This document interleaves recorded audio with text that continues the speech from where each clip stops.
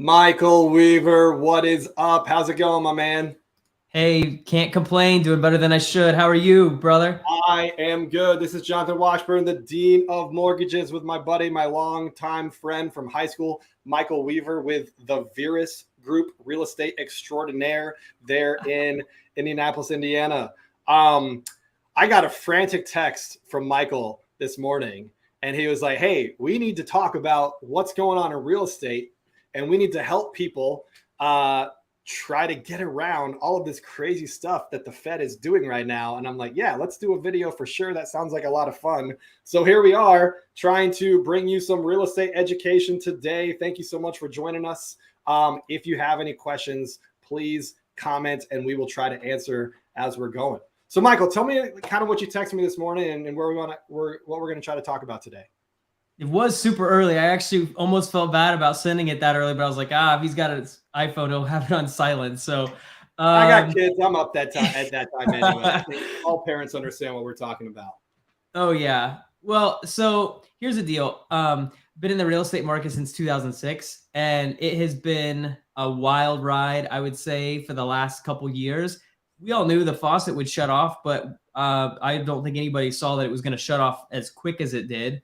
I mean, as a matter of fact, it was weird how like news stories started, coming in before the data started coming in. So I started hearing about the market changing really before the data, was really showing that there was a change in the market. So I think obviously that's why we titled this as the federal government trying to kill this, because I truly think this was a purposeful thing that they're manipulating our market. And so to be honest, that's what I was thinking about is, what are some ways that we can counteract what the government's doing? And I want to share that with people. And so, yes, Jonathan, I'm using you because I knew that you had this set up. I knew that you could get this out there. I knew that you'd have good connections and that this would be the best way to get it to other people. So I know we're going to go over 3. There might be some more as we talk about this, but some 3 options for people who are wanting to buy a house right now who might think it's not a good time and that they need to just kind of sit on the fence. Sure.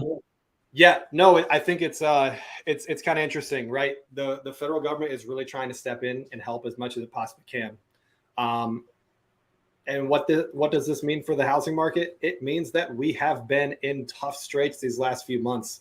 If you have been pre-approved looking for a home, you have seen your interest rate on your pre-approval go from a 3% to a 4% to a 5% to a 6% to maybe even higher. I actually made a Facebook post a little while ago. Rates in 1 year from September of 2021 to September of this year raised a full 4%. This has only ever happened 3 times since 1971.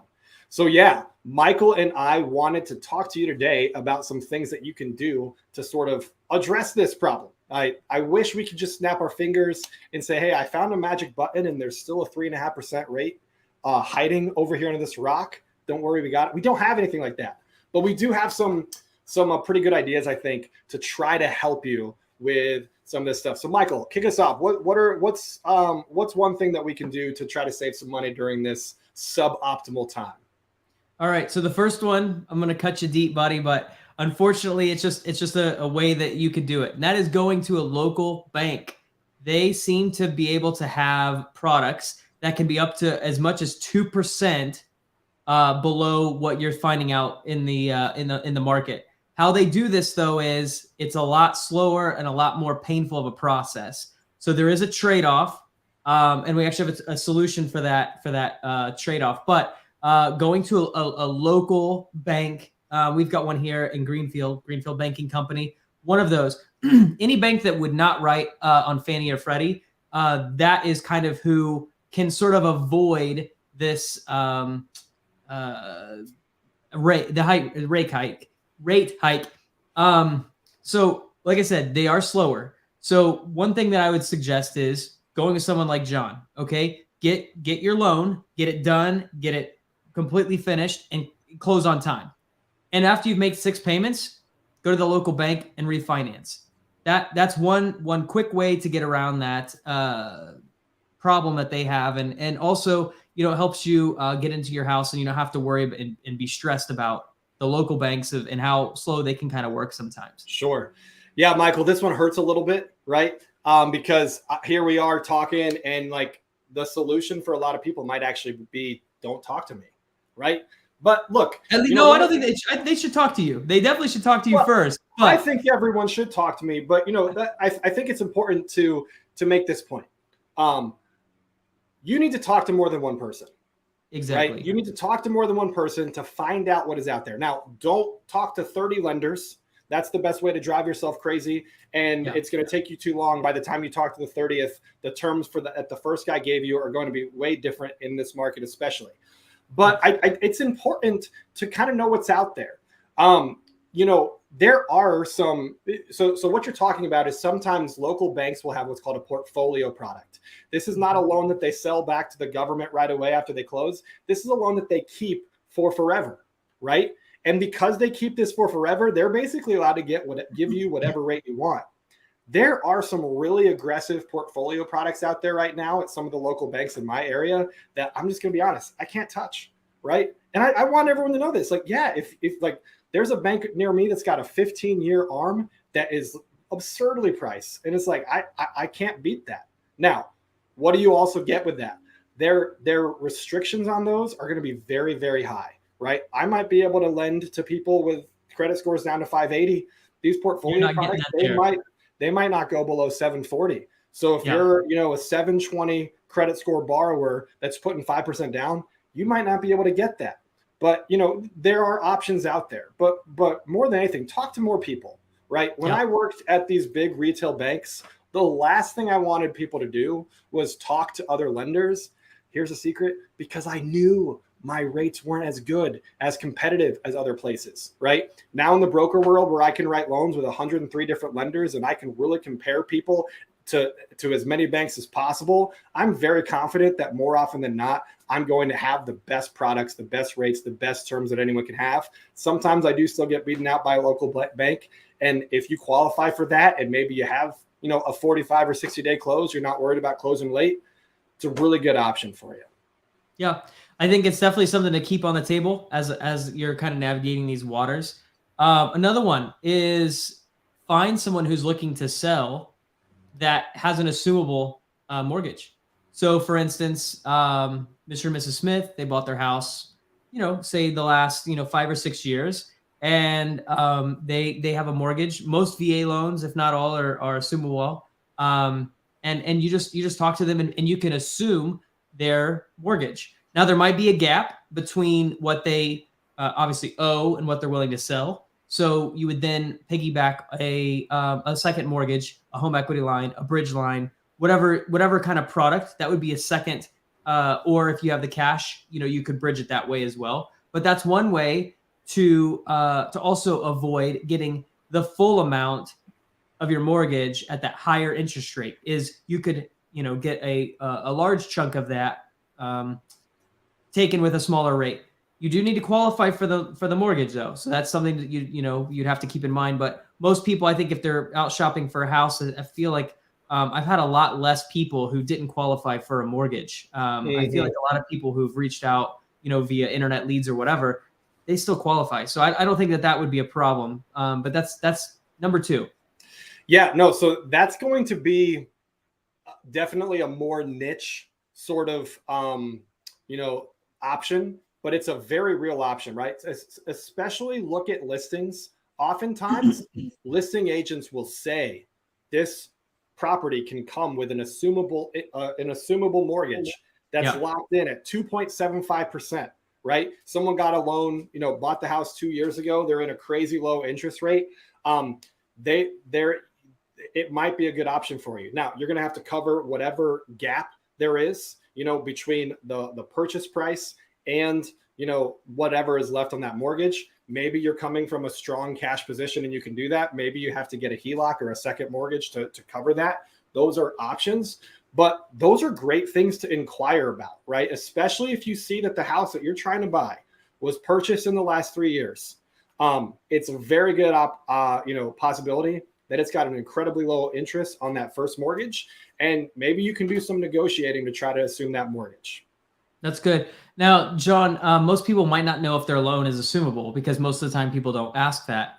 That's something that you would feel comfortable to review with somebody personally if they wanted to reach out and say, "Hey, how do you know if my mortgage is assumable?" Or do you suggest they call, whoever they went with to get their loan and ask them? I mean, are they going to be able to tell them that? Yeah, they should definitely call their current loan servicer to find out whether that loan is assumable. It's really up to each servicer. Like as you mentioned, all VA loans are assumable. There are some tricky things with assuming a VA loan that we don't have to get into right now. But like any government loan, there are some hoops that you have to jump through. But one of the keys here, I think, is all of the stuff that we are talking about. It's very important to be flexible and to try to think outside the box, right? We got to be thinking outside the box. I was talking to some agents today, and one of the things I said was that advice in this industry that has been around and has been good for a long time might not actually be good advice right now, right? Mm-hmm. So for instance, here's a third thing that we can do. All right, I talked to you earlier today about temporary buy downs on mortgages. Put simply, most lenders say that that's a joke. So I've been telling people that it's a joke for the last 6.5 years. Yeah. Because so you can buy down your interest rate either permanently or temporarily, right? Well, let me ask, which one sounds better? Do you want to permanently have a lower interest rate or just temporarily have a lower interest rate? Of course, the permanent one sounds better. And in most markets, that's the better option. But right now, it might not be. Right? Because most of us agree, we don't know when, but most of us agree that interest rates will go back down sometime in the near future. Maybe it's 6 months, maybe it's 2 years, but it's probably not going to be 7, 8, 10, 12 years from now. Right. So if you believe, if your rate's at a 6.5 today, it might be at a 4.5 next year. You could get the best rate money can buy today, and a year from now, you could lower your interest rate maybe a point or two, right? Everyone's going to be doing that, right? So what a temporary buy down does is instead of buying down the rate permanently, let's say we have something called a 2-1 buy down, right? Let's say you would have had a 7% interest rate. And yes, we are seeing some rates in the 7s right now. Let's say you would have locked in today at a 7% interest rate. With a 2-1 buy down, you can actually lower your interest rate on your monthly payment in year one by 2%. So in year one, you would only pay 5%. In year two, you would only pay 6%. Now by year three, you're paying 7% for the rest of that loan, right? But you can lower your mortgage payment a whole 2% in year one. And the nice thing about this temporary buy down is if rates go down and you can refinance next year, all of this money that you use to temporarily buy down your rate for the first 2 years, you actually get to keep it. Compared to a permanent buy down where, one big online lender today is offering a 6.625% with 2 points at closing, right? So you're probably buying your rate down from a 7% with them to a 6.625% on a, this could be $4,000 on a, on a $200,000 home on a $200,000 purchase, right? Mm-hmm. It might take you 5 or 6 years just to break even, right? Because you're only going to be saving $50-$60 a month to lower your rate from a 7 to a 6.5. And if you got to pay $4,000 for that, it's going to take you 5 or 6 years just to break even. And if you're refinancing 2 years from now, you lost all that money up front. That goes right to the bank. You don't get to keep that. So for the entirety of my mortgage career, temporary buy downs have been a joke. We called them a tease. Like, yeah, we're teasing you with a lower rate, but then we're actually giving you a higher one. But right now, in October of 2022, I'm recommending to all my clients, do the temporary buy down. Don't pay permanent points. You're not going to be in this rate that long. So, be flexible. Try to move with the time. Like, what is going on? What can you do to address what's going on right now? Cool. That sounds good. I think that's a great option for people. I think that people that are looking to buy a house, most of the time it's not going to be their primary or their forever home. But I mean, I rarely deal with people now that stay in their home for the rest of their life. Right. I've only had one person tell me that in the last couple of years. Oh, this is our forever home. Probably not. So I think that's a great option. The average American moves every 5 years. It just is what it is. We always think, oh, I might be in here for forever. And then what happens? 5 years goes by and you're not. So it's playing the law of averages. You're probably not going to be in this home 5 years from now. If you are, you might not be in the same mortgage because rates might be 2 points lower, a year from now. Yeah. And I mean, all you have to do is have a good relationship with your lender. And they can, message you with rates, every so often and let you know. So it's something that you could just keep your finger on the pulse of and, just watch it. I mean, it wouldn't be that big of a effort on your part to watch the rates. So the third thing that I would say is, go less than your max. And people don't like to hear that one. But don't, if you're approved for say 300,000, look at $200,000 homes, like don't max yourself out because the government, they want to bridge and break this to where there's super rich and super poor and there's very little middle class. And one way that you can combat that is to cut out the spending your max on your house and your house payment so that you can save money. Because we know this real estate market, even if it dips, it's not going to crash. At least I don't believe that. So eventually the market's going to go back up again and it's going to be then that you can sell and you'll still be in a good shape. You'll be able to make money. You'll have been able to save money. So I feel like that's a third really strong avenue to break what I feel like the government's trying to do and really cause some heartache with raising everything. I mean, the cost of milk and eggs and the stuff that you buy all the time, the cost of gas, every little thing has gone up exponentially. And so if you personally make the decision, I'm not going to spend the max on my house. I'm going to curtail that. I'm going to go a little bit less. A good part of this is sellers are getting a little nervous. So they are dropping their prices in some cases out of necessity. So you might not get that less of a home than what you were afraid of getting if you just make that kind of thought process in your mind that this is what we're going to do as a family. We're going to buy a house that is not stretching us by any means so that we're able to sock away money every month.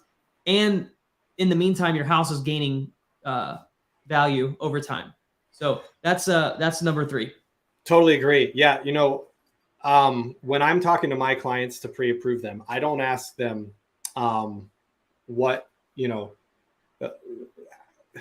I ask them, what monthly payment are you comfortable with?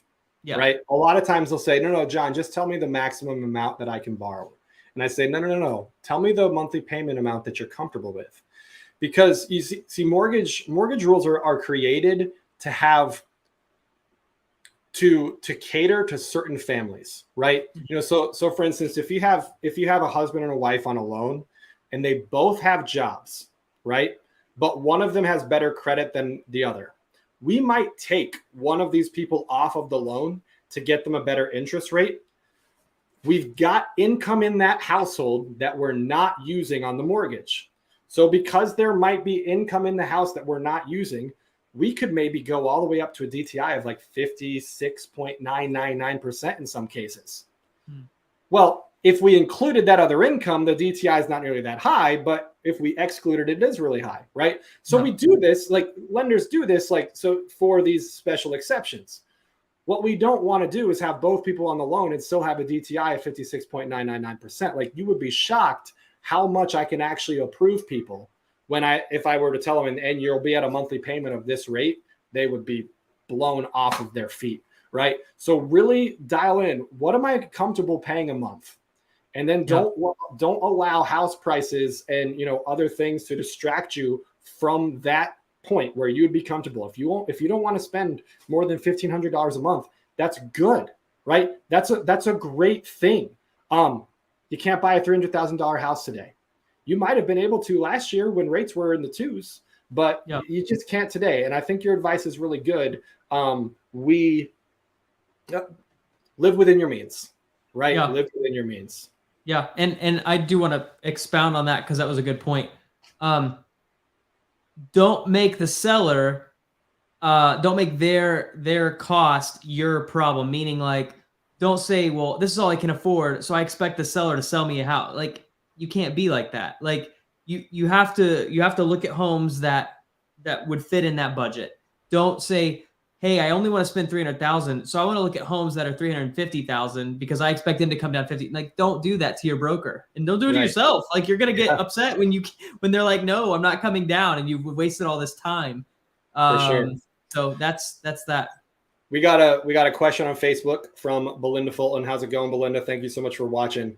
She asked, hey, what are the rates today? I cannot give you a specific rate quote without giving you a list of disclosures a mile long, right? But I will give you some ranges which tend to be true. Okay.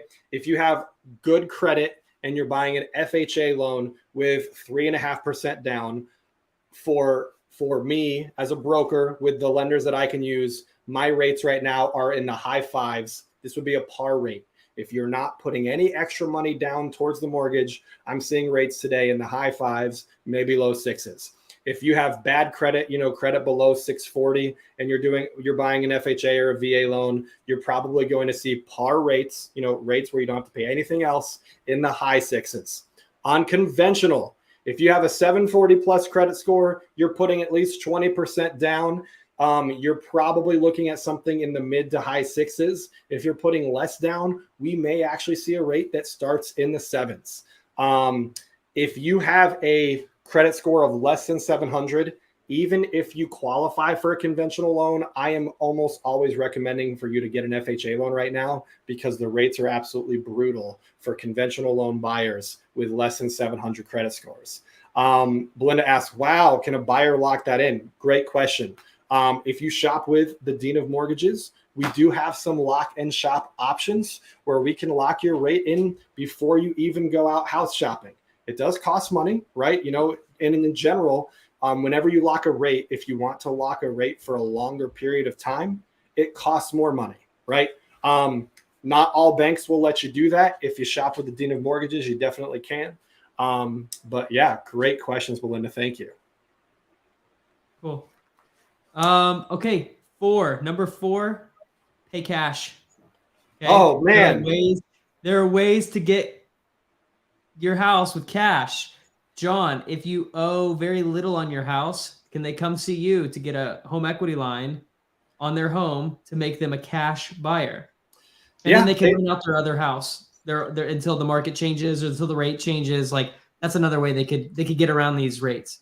Yeah, so I have a couple options that would work for them. We can do a bridge loan on their current residence, to give them cash for their next house. I do have some HELOCs. My HELOCs are not super great, but I do have them. You could always do a cash out refinance on your current residence to take out enough cash to buy the next one, to buy the next property with cash. I would say this was probably a better idea, like back in March and April when the market was way hotter and every listing you're going to go look at had 4, 5, 10, 12, 20 offers. We're not seeing that as much today, but it does still make your offer stronger. And a lot of times, I mean, as you know, if you're listing a home, you might take a cash offer for that's less than a conventional offer, because everyone loves the cash. It's a great way to save money on a house. Yeah. Well, I certainly, based on our conversation last week, I certainly will be following up with people, because like if I'm the seller, if I get an offer as a seller, I'm going to be following up with that lender for the buyer before we take in that offer. Because like you said, there are people that they're shopping for a home and they have for months. They finally see one and then they go and then they pull the trigger, but they haven't been in really good communication with their lender potentially. And so for all they know, they have no idea that the rates just did what they did. And I think you were giving me an example that, somebody pulled out because their payment went so much more than what they thought. They're like, I'm not going to buy the house. Well, I would have just hosed my seller if I'd have said, yeah, let's take this deal. Like, we're going to have conversations now with the buyer's agent and the lender to say, hey, when was the last time they had that conversation with the loan officer? Like how in touch are they with what is going on right now? No, that's a great point. Rates are so volatile right now. It's more important than ever. If you're a realtor, check with your buyer's lender to make sure that their pre-approval is still good. If you're a buyer, check with your lender. Make sure that your pre-approval is still good. I'm telling you. So we had 2 weeks ago, we had one of the worst like 2-day stretches for mortgages I've ever seen.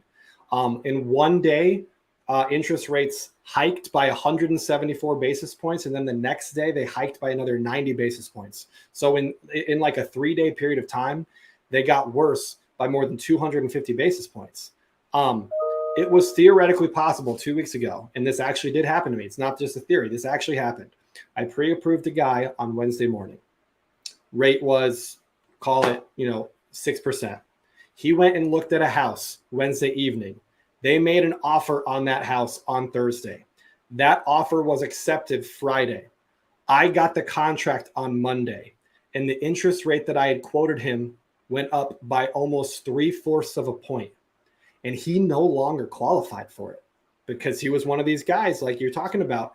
John, what's my max pre-approval? Well, the max is 280. So he went out looking at houses in the 275 range. And when rates go up by that much, that lowers your pre-approval amount. And, I'm talking to realtors. John, how could you do this? You just talked to him last week. I'm like, I know. All I can say is we are in unprecedented times. We got Ukraine happening. We got Great Britain doing stuff. We got Russia acting the fool. We've got inflation going crazy here. We just need to be on top of things and stay up to date as much as possible. I agree. That's why I want to do this. I appreciate you, spitting it out there and getting people to see it. And that's all I had for you, buddy. I totally happy to talk more, but those are the 4 things that I kind of had in mind. No, that's good. This was great, Michael. Thank you so much for joining me, the Dean of Mortgages, and Michael Weaver, real estate extraordinaire. If you have any questions, especially if you live in Indiana or is Florida not yet on Florida? Yeah. All right. No, it's open in the Tampa area. Gotcha. So if you're looking to buy a house in the Indiana or Tampa, Florida area, reach out to Michael. I am licensed both in Indiana and Florida, as well as Ohio, Pennsylvania, South Carolina, a few other states. But we had a great time. Thank you so much. I think this was really, really profitable. Thank you so much for joining Jon and Mike. This is the Dean of Mortgages signing out. School is out.